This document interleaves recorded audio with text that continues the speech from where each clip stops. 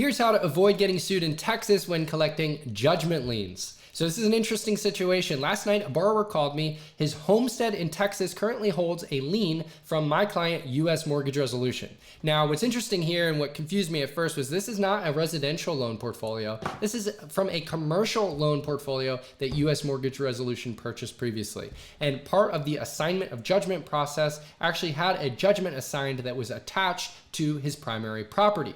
Now, this borrower was pretty rude and upset when he called because he's actually got a closing. He's selling his homestead next month. It's February 24th. He's selling it on March 6th. He doesn't have much time to clear the title. And in this case, there is a judgment lien on his property. Now, what makes this interesting, first off, he threatened to sue me personally, which was a little scary to hear. $1.5 million of damages if we do not release the judgment lien from his property. So that's the first thing which I thought was a little bit interesting. If you go to the Better Business Bureau page, U.S. Mortgage Resolution actually says that I am the owner. And he says there's multiple places on the internet where claims that I'm the owner. I'm not the owner of U.S. Mortgage Resolution. So first off, that was a bit of a shock to hear that he could sue me personally in Texas if we don't get this lien removed.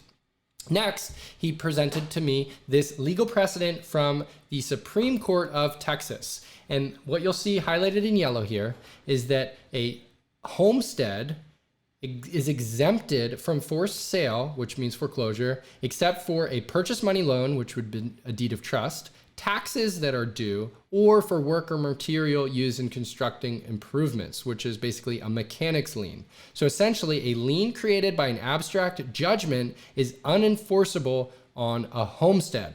So I think this is really important to understand if you're collecting commercial debt, of course, but also if you are pursuing a deficiency judgment. Essentially, if you had a lien on a property that was $120,000, the property only sells for $100,000 at a foreclosure or short sale, there's $20,000 that's still owed on the promissory note, but to create a judgment to pursue that deficiency balance would actually be unenforceable if the property is a homestead, it's owner occupied. Now, Texas is a homestead state, which means that they have very strong protections on their owner-occupied primary residence. And I believe there are some other homestead states as well to look out for.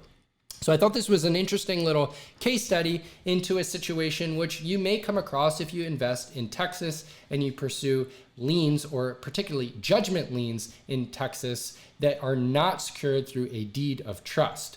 Now, this situation is going to be resolved very simply because we are going to provide a partial release of lien, which will remove the lien from his primary residence, which will allow this borrower to sell his property on March 6th with unencumbered title, and it won't be a problem. I'm not going to get sued for $1.5 million, and we're not going to be forced to release our lien because by looking through these documents, it's very clear that the borrower has a strong case. And in fact, he sounds like he's done this before and was pretty adamant upon the first conversation I had with him last night through to the emails I received today that this needs to happen ASAP or he does not hesitate to move forward with legal. And he's actually an attorney himself, so he knows what he's doing here. So hope this helps you if you're a Texas investor especially, and more leaning towards the commercial side than the residential side. But I did want to share it to hopefully add some value to your note investing business.